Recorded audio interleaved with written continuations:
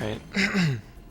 So I'm gonna preface this with I'm pretty much the most nervous I've ever been when playing video games right now. So I have no idea how this is gonna go.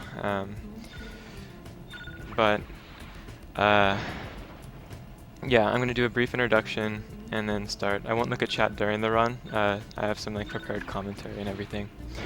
But yeah, so basically, my channel on Twitch is twitch.tv/JeremyThompson, and as you would expect from that, my name's Jeremy Thompson. Um, the category that I'm doing is Bone Dance for Spyro Year of the Dragon, and it's a category the community created where the objective is to complete the bone retrieval challenge in Enchanted Towers. There's a similar one for Spyro 2 and Skylos Badlands. Since the establishment of the category, a few routes have been used. I'll be using the most efficient route and the only route that does not require Sergeant Bird.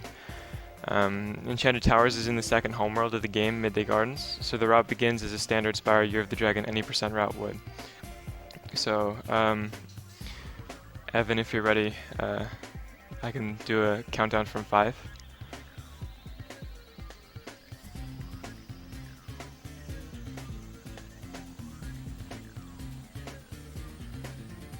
I'll wait for a confirmation. Yeah, okay. So, hold on. 5, 4, 3, 2, 1. Spyro Year of the Dragon is a game that is severely broken in basically every way imaginable. The 80% route exemplifies this beautifully, however it's compact enough that I won't be able to explain everything I do, so my commentary will primarily focus on what I consider to be the most significant exploits. An 90% route of Sunrise Spring requires only the end-of-level egg in each of the 5 main levels of the homeworld. Collecting these convinces the end-of-level NPCs to transport you to the homeworld boss. The first level in the route is Sunny Villa. The mayor of Sunny Villa has been trapped by Rhinox. Considering one type of Rhinox in this level is apparently unable to walk unless it's chasing an oversized chicken, and the other type is unable to attack under any circumstance, it's difficult to say how this occurred.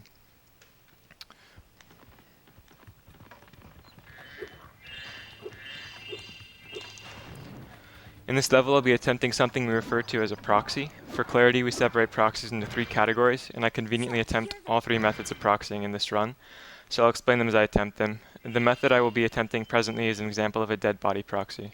It's the first variation. I'll have 4 chances. Ugh. Those weren't good attempts.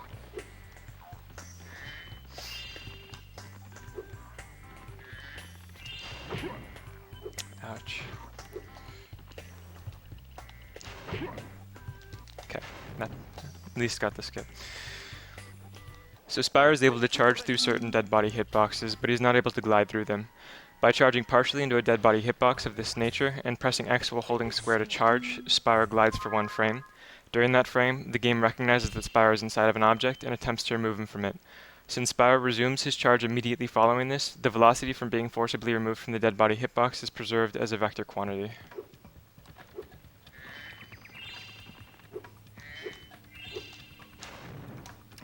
So now I'll enter Cloud Spires, where the Rhinox have shut down the cloud generator. It's my job to rescue the inhabitants of the world from the wrath of actually decent weather. I'll be using a movement technique called a momentum conservation jump to do this quickly.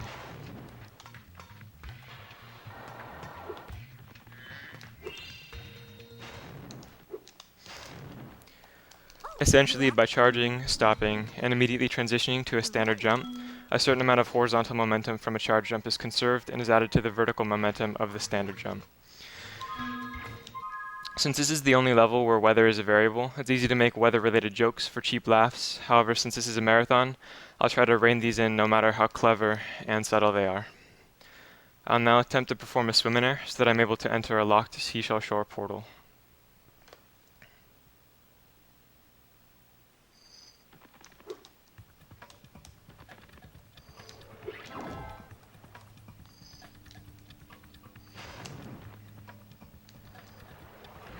That was iffy.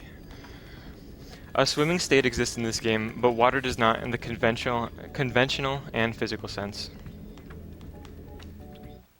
Swimming state can be achieved only with a swimming trigger. The action of triggering the swimming state was intended to subsequently confine Spyro to a specific set of boundaries. However, in certain cases, it's possible to trigger the swimming state without being confined to these intended boundaries, and it's what we call swim in air.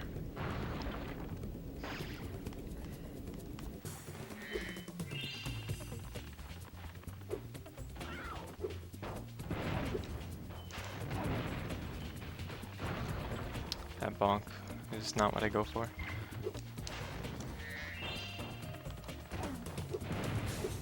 Magic stairs, though. So the route in this level isn't particularly interesting, but the backstory is pretty funny, in my opinion.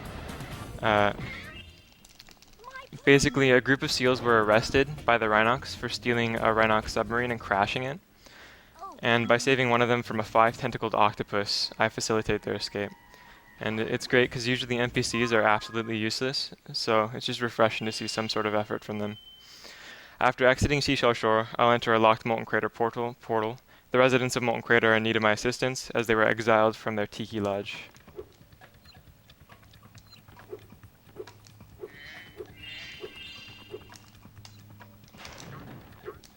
Ooh, that was sketchy. It is in this level that I'll attempt the second method of proxying, the animation proxy. I'll give myself only one attempt. I'm not going to really kill a run over it. Alright. Animation proxies work much the same as dead body proxies, but rather than being pushed from a hitbox... Oh, I almost okay. Rather than being pushed from a hitbox, Spyro is pushed by one. And by occupying the space that an animation will occupy a frame before the animation moves to occupy it, it's possible to preserve the initial velocity that results from the animation literally pushing Spyro. So you'll notice that I was able to go into those levels without completing the requirements that usually you would have to. I think Seashell Shore needs 14 eggs, Molten Crater needs 10. I'll do the same with Sheila. It turns out that locked portals are stored out of bounds directly underneath where the portal would be kept if it were unlocked. And they're still fully functional.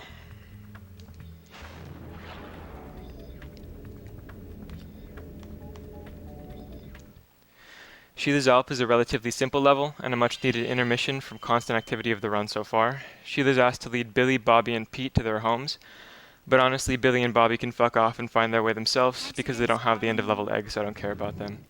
There's some minor RNG in positioning and quantity of Rhinox in this level, but it's usually not a huge issue. I'd say at most it could waste 3 to 5 seconds.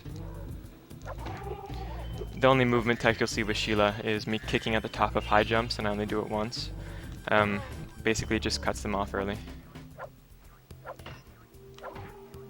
That was completely purposeful. We're learning how to square dance or something. I guess some native Australian dance, since Sheila's Australian. That's terrible. I don't like where that enemy is.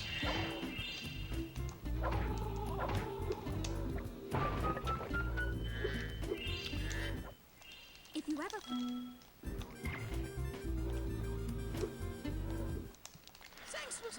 So after collecting all 5 end-of-level eggs, we're finally able to challenge Buzz, the homeworld boss. And I say finally, but it was actually pretty quick. It was good. Buzz is interesting as a boss because of how easily he can be manipulated. After taking damage in the lava, he will always return to the arena and immediately use a rolling attack. This attack is programmed so that Buzz does not roll into the lava, so standing near the edge of the arena automatically terminates the attack. Additionally, after taking a specific amount of damage, Buzz will use a defensive wall of fire after his rolling attack to prevent being hit instantly, but angling the camera away from this prevents it from being used at all, so it's very convenient. There's kind of a theme with these games that if it's not on screen, it does not happen. So you'll see in this fight, I want to get Buzz into the lava as quickly as possible. It's the wrong way to hit him, but it's fine. And then I'll just stand near here. Now he'll get his fire attack, so I need to actually move the camera. And the closer I hit him to Sheila, the better. It's just more efficient.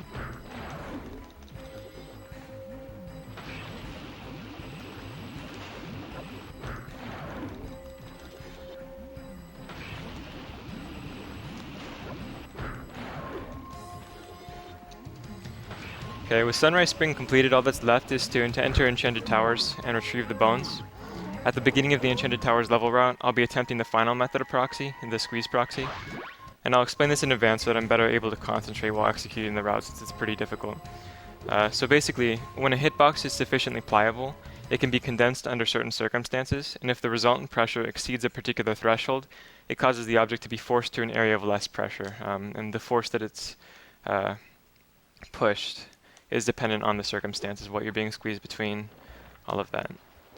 So from here, hopefully the level route can be shown sufficiently well, and I'll quiet down a little bit so I can concentrate. Okay, This could go really well, or it could go terribly, honestly, I have no idea.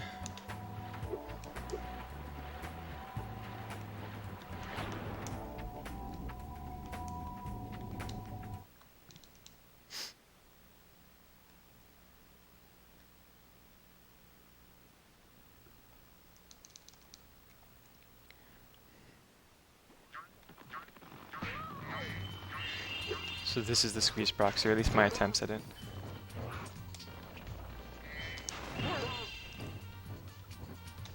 Nice.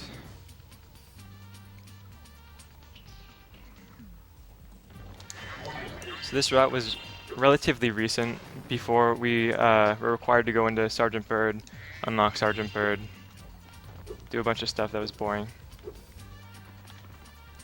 Okay, that was all my fault. I need to get a really nice wall glide, and so I was taking an angle that I shouldn't have.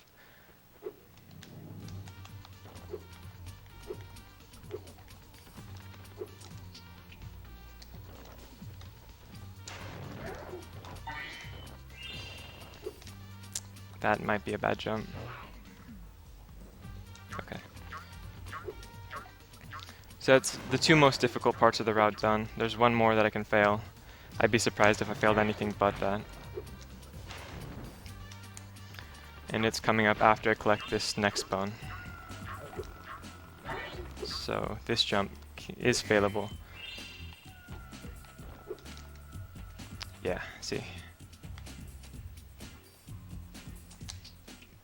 So that's too bad, because that jump is the easiest of three difficult strats. I'm going to go for an 90% backup. And fail it. Sorry about this.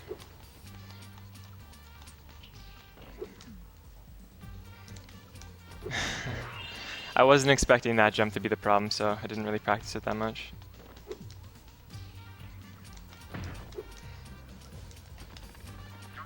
Hopefully I get it this time.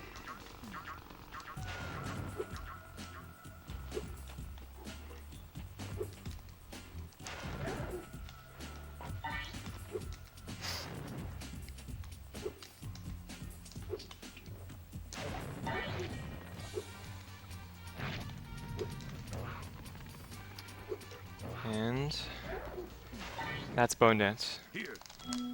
Challenge complete, and I'll let the dance play out. It's a pretty fun run. Difficult, but a lot of it's just Spyro 3 80%, which is my main category. But it's really fun and interesting.